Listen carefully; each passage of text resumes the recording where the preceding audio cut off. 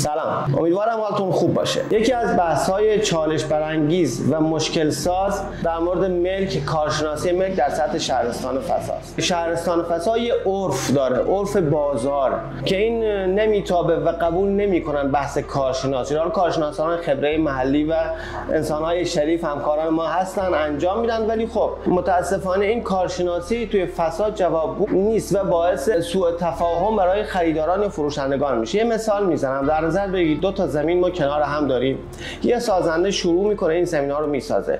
یکیشو یه خونه ساده میسازه بدون پله تخت به قول ما و یکیشو دوبلکس میسازه. خب دوبلکس قطعا هزینه بیشتری میبره اما خریدار نداره در فساد. قیمت کارشناسی چی میگه؟ کارشناس قیمت خونه دوبلکس رو بالاتر میزنه چون زیربناش بالاتره. خب قطعا و طبق مسائل و حالا دیدی که دوستان کارشناس دارن، دید بازاری نیست. بازار با دید کارشناسی متفاوته و این سوء تفاهم میشه برای صاحبخونه فروشنده که خونه دوبلکس داره، خونه‌ش رو میخواد از خونه تخت و ساده گرونتر اعلام بکنه و خریدار نمیخره. این باعث ایجاد مشکلاتی برای املاکی‌ها میشه و مراجعه کننده، مخصوصا اون مراجعه کننده هایی که خونه‌های دوبلکس دارن، فکر میکنن که املاکی باعث شده که خونه‌شون افت قیمت پیدا بکنه و این باعث دردسر برای ما املاکی‌ها و بدنامی برخی از املاکی‌ها میشه. در نتیجه دوستان در نظر بگیرید کارشناسی خبره محلی ملاک محسوب نمیشه.